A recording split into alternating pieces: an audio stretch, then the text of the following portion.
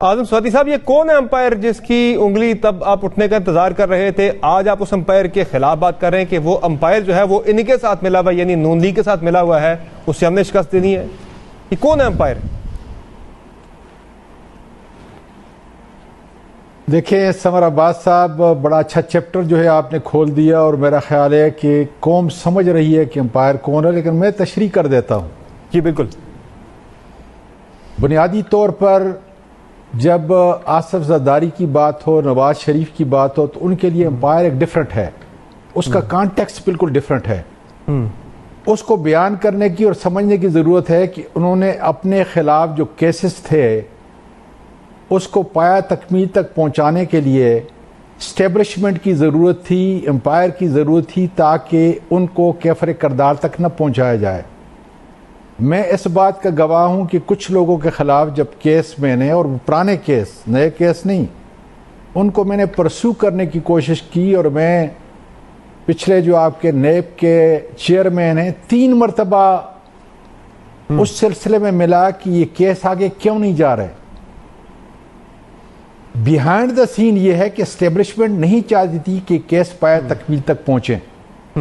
میں سمجھتا ہوں کہ ملک جو ہے ایک جمہوری ملک، وہ خواہ کسی کی بھی حکومت ہو، اس میں 2001 کے اندر جو ہے پاکستان میں اپنے اس ملک کے اندر جو ہے دوبارہ امریکہ سے یہاں پہ آیا ہوں، سیاست میں برابر جو ہے رہا ہوں، 18 سال سے آپ دیکھ لیں کہ سینٹ کے اندر ہوں، 2 مرتبہ وزیر بنا ہوں۔ جی لیکن اس سارے سالوں کے اندر ہر دن ہر منٹ کے اندر جو بنیادی کردار ہے وہ اسٹیبلشمنٹ کا۔ فرق صرف کیا ہے، میں فرق بیان کر دیتا ہوں تاکہ آپ کے ناظرین سمجھیں۔ یعنی آپ یہ کہہ رہے ہیں کہ یہ جو لاہور کے الیکشن کے وجہ سے خان صاحب بات کر رہے ہیں اور آج عمران خان، وہ امپائر آپ کہہ رہے ہیں اسٹیبلشمنٹ ہے؟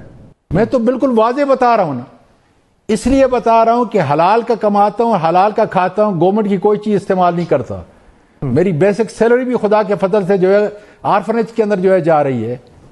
کوئی کاروبار پاکستان میں نہیں جس کو میں پروٹیکٹ کرنا چاہتا ہوں۔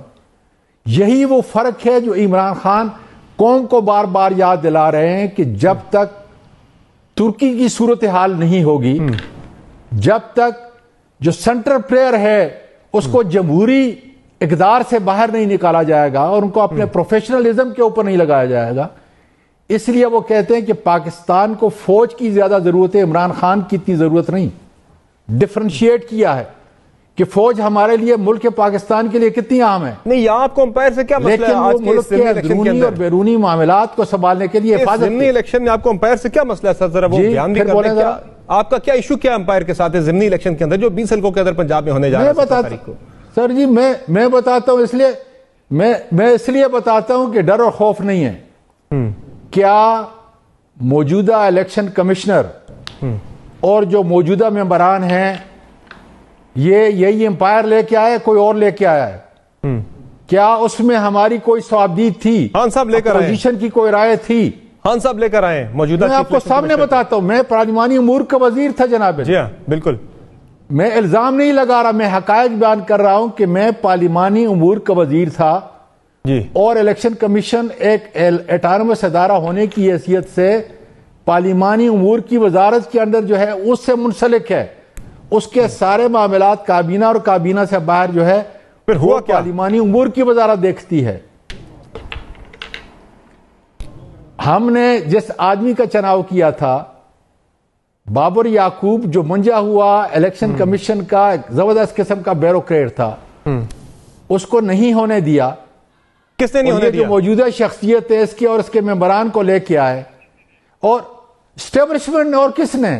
لیکن میں آپ کو یہ بتاؤں کہ آئینی وہ تو آداب کے مطابق پرائم منسٹر اور اپوزیشن کے لیڈر کو ایک ہی نام کا چناؤ کرنا تھا یا 3 نام جو ہے دینے تھے۔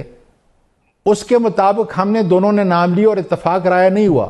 ہم آخر حد تک گئے، آخر وہ اپوزیشن والے جو تھے وہ جو ہے ہائی کورٹ میں چلے گئے، اور پھر ہمیں ریورس لگانا پڑا۔